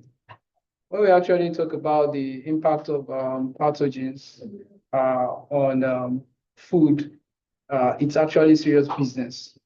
It has a very huge impact. And in fact, if I may argue a bit with our prof, the 600 million we are actually giving are documented reports. Our report in Africa is under-documented. So it means that the numbers and the figures we are currently articulating right now might even be triple that figures we are currently given by WHO, because most of the figures we're using from this part of the world are actually coming from the Western world, the EU, the American, and those figures are well articulated. But from this part of the world, it is poorly articulated. So the statistics are actually not right. So it's actually serious business. And we have to try as much as possible to create this high level of awareness to communicate to the public in general that the food we're getting into our mouth is serious business, and how we manage those food from the farm to the fork or to our mouth is very important, because it's a chain process. And anything that happens in one of those particular processes is going to affect others. So it's more of like a domino effect. One happens here and it affects everything. And when it affects everything, it results to loss of millions of dollars, millions of naira. So, and lives, which is very, very important. Now, introducing your question, which you referred me as a first aider. Yes, fine. I'm also the first aider at Karen. So for food poisoning, whenever you're encountered with any form of food poisoning, you have to realize that you're working with speed and time at this moment. You have to call the emergency number as quickly as possible. And I keep saying it and I keep preaching it. Everyone don't even know. A lot of people, even if you go to our primary school, go to our secondary schools, they don't even know the emergency numbers in Nigeria. It works. Lagos State own works. It works. If you call the emergency number right now, they will respond to you. The one for Lagos State, 767, they will respond. The one for Nigeria, 112, in case you are outside Lagos, they will respond to you. They will attend to you. They will attend to you. It's because we actually have this, we don't have the spirit of mindset. And they can see that you are dying, and they are telling you how much you pay before we can call emergency. You think I will not sit to my own, and I sit down and I'm dying. I'm thinking somebody I'm talking to on the phone will come and attend to me. If you pick up my phone, if you pick up my phone now, and my phone is locked, it gives you a written write-up, emergency contact. And the emergency contact you see there is 767 112, my wife's number, my mother's number. That's in case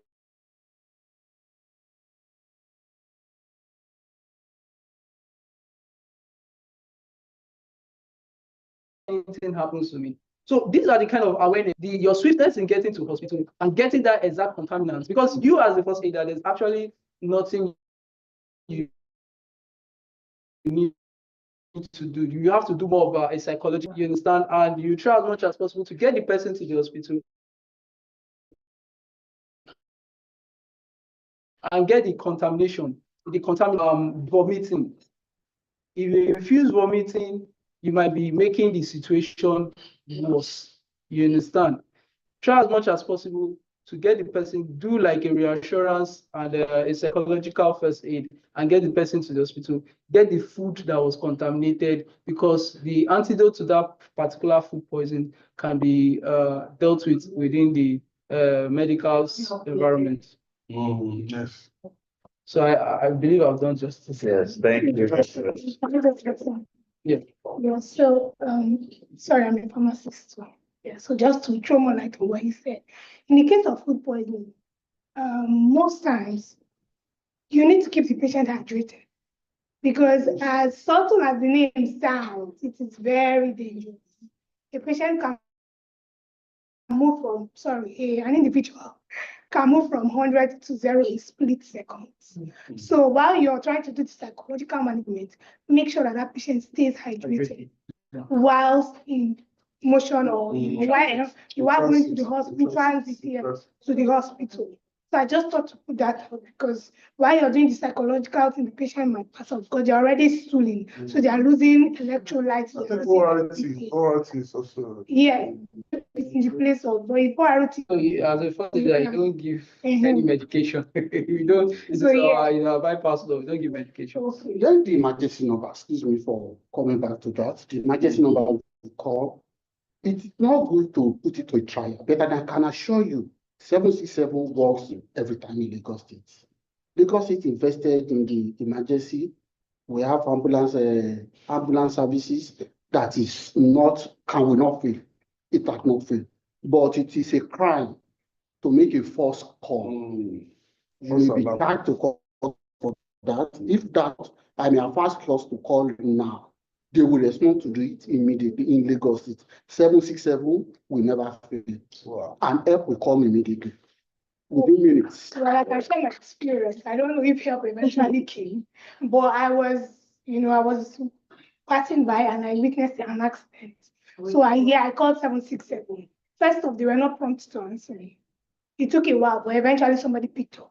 And when the person picked up, I told her, oh, I witnessed an accident at social location. Can you please send help, ambulance, something? The young man needs to be rushed to the hospital. I'm no longer at the scene of the accident, but I just needed to do my duty as a good citizen to make the call. And she was asking me a series of questions and all. I mean, at the point I got pissed, I'm like, for crying out loud, can you be fast? And all. Anyway, I was pissed, and I don't even know if they eventually did something, because I was doing something else. But the next day, they called me to get my feedback. And that was what I loved about it. They called me to get feedback as to how I felt. Did they answer promptly? Did they do what I wanted and all? So that kind of, made me feel better, because I gave them the feedback. I told them how I felt, what I thought the lady could have done better. So it means that there's room for improvement. So yeah, we'll just try and do what we have to do. Yeah. The way it works in Lagos is, it is not the provider you are calling. There's a call center, 767. The question you said that pissed you off, they will be asking you which location, where is the nearest bus stop. We have several ambulances points. We have one in close to Lasut, we have at Ajah, we have at Oshodi, and some several locations like that. The person receiving the call is somewhere around Alausa presently. Previously, they have the office at Oshodi, but at presently now, the office is close to Alausa. So they want a detailed description. That is what you said pissed you off. Now, maybe we are on Cold Street, this street where we are now. You are now calling. Not everybody will know Cold Street. And the person want to take call from Lasut will need detailed description. That will be the question they will be asking you. Where in Adeniyi Jones, when we go to Ali, how will you navigate? Because it's not the person that received the call that is coming. So you need to cascade that call to the next person coming, the nearest ambulance point to that place with the people coming. Not someone in code that was just walking. The nearest one to this place might be at Lasut. So before they move from Lasut, they need you to come and explain the look. Even if it is fire as well. They need our calmness to give them detailed description, not the way we are feeling. We are likely going to be apprehensive, probably be moved. I'm asking this question. It's not that guy receiving the call that is coming, and it's a reported. He is going to report to someone. So he need a detailed description from you, so that while describing to them, you know, it's a third party now. Maybe he's going to Ajah, several streets, several bus stops. They'll be asking you, where is the nearest bus stop? Where is the nearest landmark? When we navigate, those are the questions they'll be asking you. It's just to give the people coming exact description to make it seamless. Well, that's how it works. And I can assure you it works. And they see, as I've said, your feedback to be sure that they are there. I think they need to create more awareness, because awareness is not for social media alone. The locals, everybody now uses your phone. Even if you don't use internet, your phone can dial. 767 will go. Yes. Even So without your I'm talking SIM. about in terms of the local marketer, the market women. You know, these are the people that actually have phones. Me, if I have an health issue, I can easily call a lot of people around me. I can easily look for you. I'll take you to the hospital before I'm not thinking of calling you. But for someone that can afford all those things, they feel like they have something that the government can do for them and that can save them. So I'm saying that I don't want to say you guys are not doing enough. I'm just saying that I'm not really, even as social as I can be, I'm not really aware of this, like, very much. So I sound like, like, oh, are you sure this thing works? Now that I know they have it, but I don't feel like it works. it's everybody's Thank responsibility. God, because everyone is bringing us together now. So I feel like We here oh, online, you have a blessing for us. We have a responsibility. It's one of our corporate social responsibilities. That's why we're. Like the call she made, it's not for her. The person may not be a relation. She may not know the person. That's one of those things. And the call is a toll-free call. Yeah. So it's not that you are using the money to call. So you need to come and explain to them. Help will definitely call. Even if it isn't police, that even security. So Lagos annexed everything together in that call center and they respond. Okay, so I think so just a rider to what you said. I think we must commend Lagos State government. Lagos State government is way ahead of other states, quite advanced in the operations and technology. But I think also with we'd like to see at some point where technology can also be deployed. You can use GPS. They can advance the level of using GPS. Okay. So what she's saying, they can know with GPS, you can know exactly what you don't need to. Yes. What she's saying again. So, well, something that can happen. I know Lagos has the capability. We may suggest it's continuous improvement. we can use the last man. Most They of can do those things. they are doing it. They are doing it. No, they are doing it. When everybody is connected together, everybody that's a public concern will always is an issue. But you see the GPS, okay, not every phone we are holding we have GPS. You may even call without your SIM, make it seamless. You see, calling is easier than connecting to the internet. You will know the way internet is in this part of the world. They can. Most often not there. Yeah. Like the not quite long ago, there was a fire incident, gas explosion at Hotel Dollar. People calling are not even there, but it's an easy place to reach. Probably you even flash it on the news like this. People call. And then,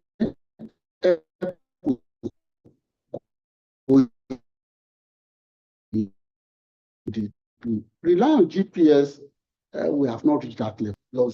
But they are commend the Lagos State government. I think the bottom line to the ladies, let everybody depart. Yes. Let's all take ownership.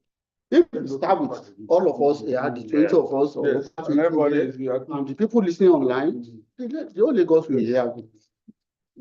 Thank you very much. That's why discussions like this help. And now with this discussion, you have been made aware of 767. Yeah, 767. 112 at national level. Yeah. 7. So quickly go straight to our online community. They've been acting. Mr. Emmanuel Oche is asking, I'll throw this to the panel. Can virus in food be eliminated through cooking? Not bacteria, but virus. A virus in food very through cooking. It's the largest extent. The largest extent, if you cook very well, you eliminate most of those. That's why the WHO recommend that you cook to a high temperature. Yeah. Most of them cannot survive those high temperatures. Above 70 degrees. Yes, most of them cannot survive. So, Mr. Emmanuel, I hope you got that. It's very cook above 70 degrees, right? Yes. Okay. Most of them can survive that. Mr. Mohammed is saying we've been taught the strategy against food wastage some 1400 years ago. Food for one is sufficient for two, and food for two sufficient for four, and food for four sufficient for 8. You guys agree? Yes, it's same like that. Well, ration. Small, you ration it, you're not cooking a lot. Okay. Yeah. All right. Ifeanyi Ona, it says, what are stakeholders or regulatory bodies doing to ensure food safety compliance among food brands, regardless of their size? I've said it. Yeah, Oga has also said it. He has said it. We don't even to the local bookers, Yeah. to the open market, Street food. to the street foods, even to the open market, Yeah. who are being regulated by the ministry. We still have the partnership with the local government. We have environmental departments in all local governments who are still doing their bit. So there is being regulated. You can be sure that whatever you consume in Lagos will be safe. All right, our online community, please, if you have more questions, continue to drop them. We'll be rounding off soon. Well, I wanted to ask, for US and UK, most of their supermarkets that sell fresh food, they always have like very close expiry dates where they'll take Shelf off life. the shelf life, the chicken, even apples, but we don't have that here.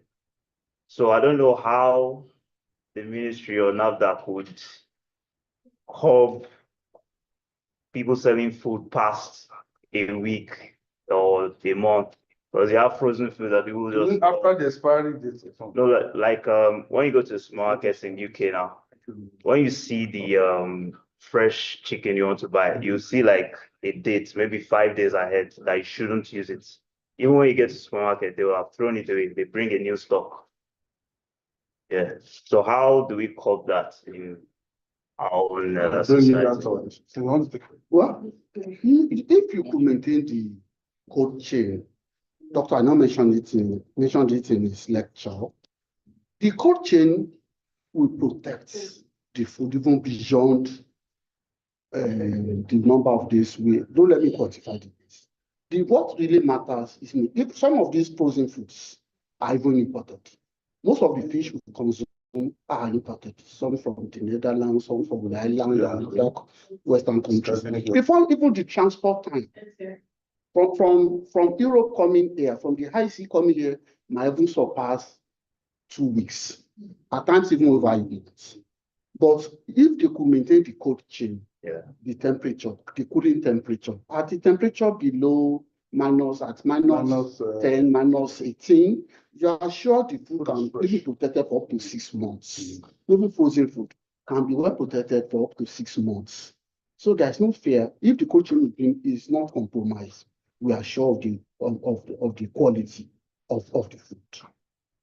We are sure of the quality. Our concern is that what spoils the food is the growth of microbes. Yes. So if at those temperatures below minus 10, there is no organism that can thrive at that extremely low temperature. So even what affects the cold ones are still the same thing that affect the canned foods. Most of the canned food are packaged under very extensively high temperature before packaging. So if the can is not broken, if the package is not broken, the shelf life can still be 6 months, 1 year. Even our sardine, the shelf life might be even 2 years. So if the can is not broken and it is stored in normal temperature, there's no fear about that. There's no fear about that. Even the UK you are talking about, even if they remove it from the fresh, it is not being thrown. It might be processed to probably to can feed. Even not for Those feed, ones that are expired, and you still. expired for feed, but the one after removing maybe chicken, fresh chicken, freshness differs.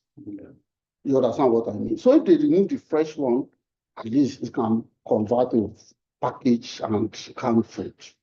That corned beef and all the likes. At least that one can stay for months. Like Mr. Joe said, I'm not sure there's any supermarket that will take that risk of selling expired. No. Expired products. And it's not in Lagos. Well, that's food from the Pardon? That's Expired food in Lagos, in supermarkets. Those are one of those things our regulators check. We see today. In fact, we have a law we operate in the state, the public health law. It invites everybody manufacturing food to have nutrition information. Your nutrition information includes the best before. Your nutrition information includes even preservative being used. Yeah. So it must be clearly stated in your packages. And when you see that, report it. Don't just. You can't see expired and anywhere. I've gotten a granola before, there was time for another one. I don't know, people said making their own. So the normal granola we buy in supermarket, I think I realized that most supermarkets, it became very expensive, going from like 3,000 to about 6,500, 7,000. And so the consumers were not going, everybody making their own themselves. But I couldn't make my own. Then I noticed that 2 supermarkets, the best before was it wasn't clear, it was more like it was a little bit clear. So you are there no, there's nothing wrong with it, and you can't defend it because it's not clear. If it's not clear, they don't buy it and report it. That is why it's everybody's responsibility. That means they have tampered. The shoppers have their I opened it, I saw hands and everything. It's a tampered, it's an expired product. So I went there, I shouted, and they said, calm down, please. They refunded my money. But then I'm so conscious of, if it's not clear, I'm not buying it. Definitely, that's your responsibility. So that's why I said you can't. No, it doesn't stop at that too. It doesn't stop at I'm not buying. You have not finished the job. You report. You report. Maybe you help us share the report. Number, yeah. Somebody else that you're even close to that can buy it. Report it. I'll just Report it to. So what are the means, or what's the report line or email? Well, severally, we have post-market surveillance and that. We have our numbers where you can report to. You can send SMS. You can, if you know any of the officers, you can also report. We have enforcement units and all that. They are very accessible. All you need is lay your complaint and they will definitely go out. We have teams. That go out and check.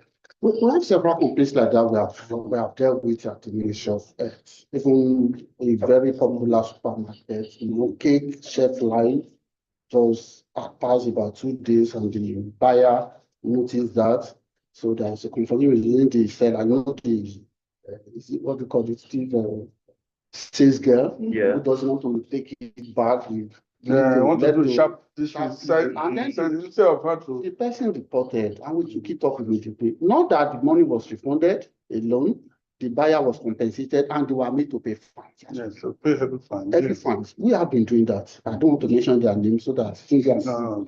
But any complaint like that, we respond to them immediately. We have teams in the Ministry of Health that goes out, and every complaint like that, we don't, no matter how unreasonable it might be, we will still investigate it. We don't. And even on our own side, we don't even wait at times. We have what is called mystery shoppers. Mystery shoppers also. So we're saying that when we are less busy, just give them maybe 50,000 our staff. Just go out and we pretend as if we are buying. So you observe this, they are called mystery shoppers. We engage people also as mystery shoppers. Go out there and pretend as if you are buying. And once they see anything, buy it normally, collect your receipts, get all your details, and that will be our efforts.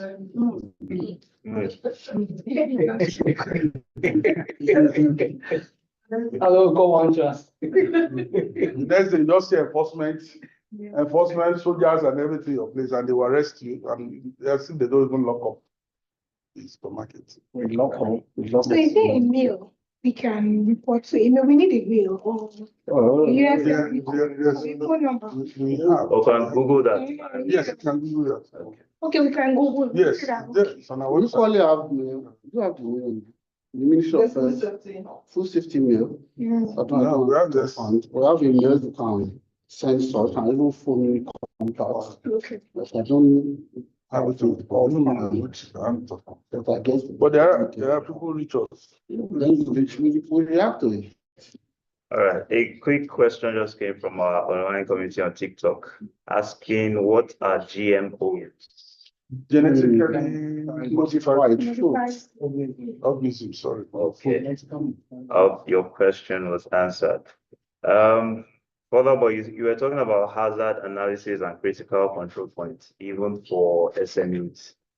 Is it, what's the process like, or is there a particular document that you have, or? Asset plan. Okay. You know, before it used to be all those big companies, but now you're also even to the chin seller now. It may not exactly be They say content is what you not do. be It's facility based but document. just to let them realize those State your process. risk areas. Those risk areas in whatever, if you're making chinchin, there are areas of risk that if you don't, you know, especially hygiene, if you don't do, if your hygiene is not proper, you contaminate the food. And in food safety, you say if it's not safe, it's not food, no matter how attractive it looks. Okay, thank you very much. Ms. Mary, what lessons from farmer quality control can be applied to food production and handling? How do I take that question now? So what lessons from farmer quality control can be applied to food safety, right? Production and handling. Yes, so I think it's basically the same thing. So for the initial stages though, I've not really been into production, but theoretically, I know that if you're producing a drug, first thing is arrival of the raw materials. When it arrives, it has to be quarantined before they even take it into where they store. So that quarantine is where QA happens. They assess the raw material, make sure that it's free of every contaminant, chemicals, allergens, or what to make sure it's safe for use in production before it moves to the storage area where the staff can have access to it to use it for production. So I think it's the same thing that happens in the food industry too. That quality assurance process and following the GMPs is standard. It has to be followed, whether drug or food. That process is key in production. All right, thank you very much. I will be transitioning to our workshop very soon. But before we go, Mr. Adewale, please. So back to first aid.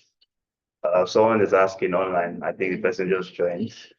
What is the first step to take in regards to an incident like a food poisoning? Okay, to respond to that, first of all, you need to come for training, first aid training. We offer that at Chevron. So I'll just give you the icing on the cake so that you can have the full package when you come for the training. So you've just followed the acronym doctors ABCD. First of all, you identify the danger itself. When you identify the danger, you go to the next call of action, which is a response. You check if the casualty is actually responding. You check for airways, and the list goes on like that. Come for the training and you get the balance. So for food, like I said, I mentioned earlier on, your swiftness to get in getting the casualty to the hospital is very, very important, very key. You have to act on time. Know the emergency numbers you have to call to respond to such kind of emergency. It's a very serious case, and you now need to get the person to the hospital. Yes. All right, thank you. I hope your question was answered, Mr. Justice. Yeah, the live audience. Oh, okay. All right, please, live audience, please throw in your questions. Yeah. So my question is on chemical contamination. Like during your presentation, you have said that you gave examples of the malams that use like that okay, to preserve their So what is government doing? Because if you are telling them to stop using sniper, they have to provide an alternative. So what is government doing in providing Okay. alternatives for these people? From NAFDAC, we have taken several measures. One of the simplest ones we have done is you can't see sniper in 100 in a small bottle again. They have banned the use of sniper, because we find it's easy for them to go and buy maybe with 200 naira, Yeah. buy the small bottle Yeah. and use it.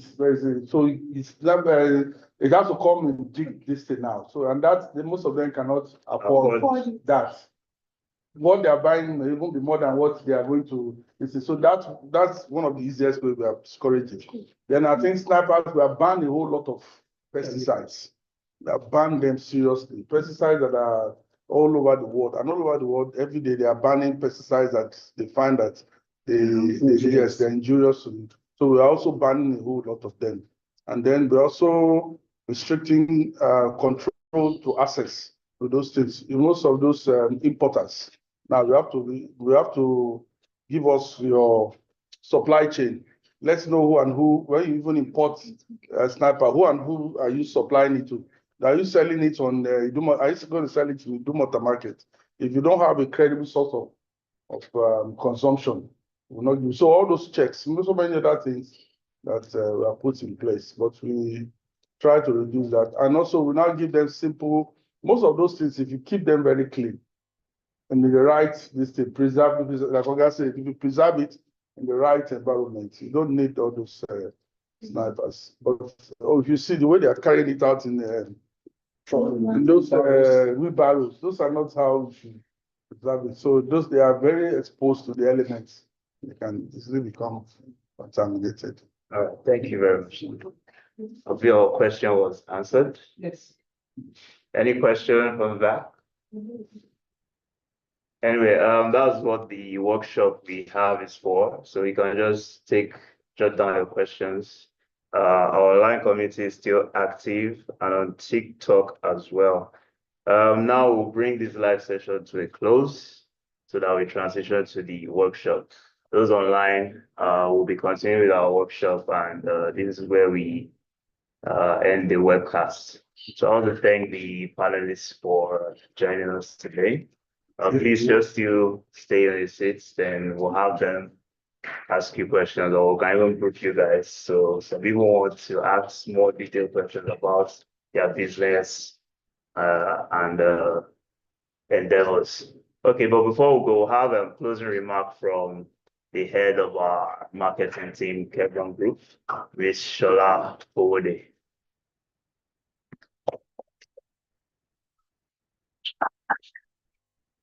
Thank you, everyone. It's good to be here. I'm so excited to see everyone. It's been a wonderful program. Just like you mentioned, my name is Shola Owode.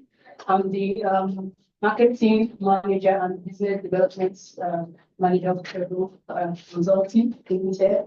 So once again, thank you for being here. So I'll just like to say a quick express a quick appreciation for everyone for being here today. So I'll start by saying good afternoon, distinguished guests, colleagues, participants, both in person and online. As we bring this food safety workshop to a close, I want to take a moment to appreciate everyone who made this event a success. A special time to you, Dr. Aino Olubenga, the Deputy Director of NAFDAC, for honoring us with his presence, presentation, and his expertise. Yeah. We are truly appreciative. We are also truly appreciative of Mrs. Mary Jane, representing Novatics Nigeria Limited, for having valuable industry insight. Mr. Ojo Emmanuel from the Ministry of Health for his continued support and guidance, and the representative from Speed Mills for sharing their perspective for a food service perspective. Lastly, I want to thank all of the participants who connected online. Your continued engagement shows your strong commitment to food safety and protecting public health. Safety food is not just a policy, it's a collective responsibility. We all play a role in ensuring that food is free from hazard and healthy for consumption. And today's workshop was a step forward in strengthening those controls. I would also like to use this opportunity to talk about Chevron Consulting, which is also Chevron Group. For those of you, some of you here have heard about Chevron, but you might not be familiar with all the services we render. I'd also like to use this opportunity for those online also to know who we really are and what we do. At Chevron Group, we are a leading quality health, safety, and environmental consultancy and training company offering services to clients across the globe. Our team of QHSE experts is led by a chartered fellow safety and healthy professionals and a current registered engineer, ensuring you receive the highest standard of support and service. We are recognized for helping organizations set their QHSE strategies and for fostering a culture of safety that drives operational excellence and protects people, assets, and the environment. We aid our clients in identifying and managing physical and operational QHSE risks across their production, value chain, project life cycles, and enterprise network, all while optimizing processes and reducing costs. Chevron Group is proud to be triple certified to the following international standards: ISO 45001 to 2018, Occupational Health and Safety Management System, ISO 9001 to 2015, Quality Management Systems, which is QMS, ISO 14001 to 2015, Environmental Management System, which is PMS. We have a range of training programs across sectors, oil and gas, pharmaceutical, construction, manufacturing, and more. Some of our training courses include food safety, fire safety and emergency response, HSE risk management, ISO lead auditor courses, and more. Additionally, our consultancy services include, but are not limited to, HSE manpower outsourcing, ISO implementation and certification support, environmental management system, floor marking, and on-site HSE monitoring, as well as environmental audits, development of environmental monitoring plans. At Chevron Group, our aim is to enable organizations to work safely, efficiently, and responsibly, adding measurable value to their operations while honoring their morals and legal obligations toward their people, their stakeholders, and their environment. Once again, I want to thank you all for being here, and for those online also, thank you so much for also being here, joining this program. Thank you. Thank you.